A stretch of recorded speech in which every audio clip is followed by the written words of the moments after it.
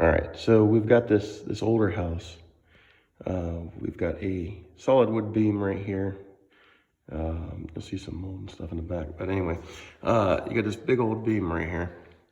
You got these floor joists that are coming from that direction. They're coming this way.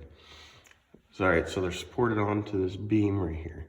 All right, so this beam comes across.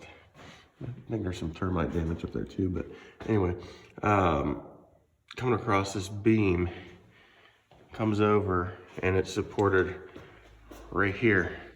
I mean, is this thing holding up the house?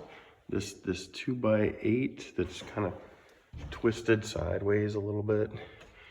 I mean that's what it looks like. This whole beam is sitting right on there, and there's no support for this beam until you get back over to the main I-beam in the house.